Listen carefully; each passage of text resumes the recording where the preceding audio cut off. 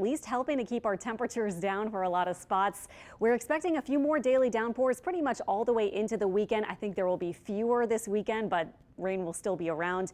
At least, as I said, it's keeping temperatures from soaring. For example, last year in the middle of June, there were 2 days, I think the 15th and 16th, where we hit 97 degrees. And you know, with our humidity, that meant the heat index is way into the triple digits.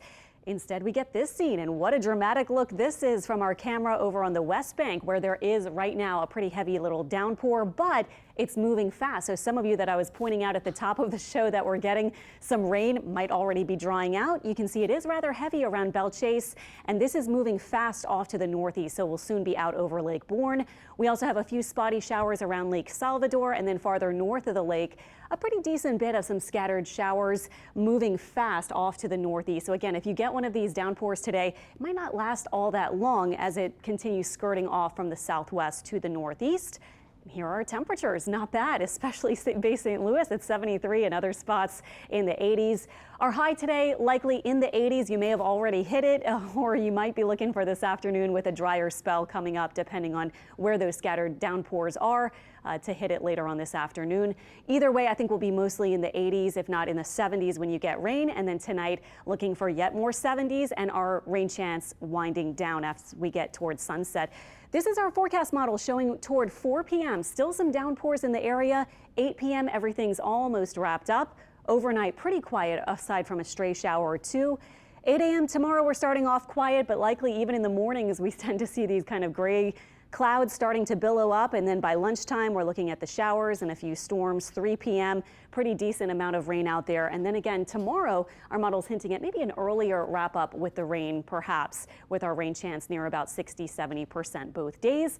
And that's thanks to this upper pattern that's been like this for many days now. The two highs on either side of us, this troughiness or this weakness, allowing for showers and storms to spring up, and so much moisture, of course, in our atmosphere from a long time of south winds from the Gulf. This is by Thursday, still the same general pattern, but look at this. The high gets pushed over to the northeast, and it looks now like it might set up and really start to deepen by the latter part of the weekend and early next week to our northeast. So interestingly, that might bring our rain chance down a little bit, but we might still be in a flow with mainly southeast or east winds, still a lot of moisture, and maybe not quite under that high. So that might still mean a decent chance of rain into this weekend, although I do think it'll be a bit lower than what we've seen lately, maybe around a 40% rain chance, 50% or so for Saturday and Sunday. Here's our rainfall forecast, by the way, through Thursday night. You can see this particular model, the graph model, showing up to another 1 to 2 inches, at least for some spots. Not everyone getting that, though.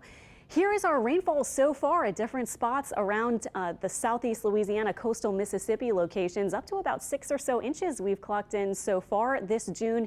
And then the rainiest Junes on record. Now these two with the 17 inches plus at the airport at Kenner, these had to do with tropical systems, Allison and Bill, but these three did not have tropical systems, and we made it to 13 or even 15 inches of rain. So not getting there quite yet, but we're about halfway through, and some of us have 5 or 6 inches. No development expected in the tropics for the next 7 days. You can see certainly some moisture and some unsettled weather around Central America and southern Mexico. This, by the way, is Tropical Storm Eric on the eastern Pacific side. That expected to become a hurricane and scrape near the Mexican coast and make landfall maybe in the next couple days with heavy rain, maybe some mudslides and things like that with the higher terrain there.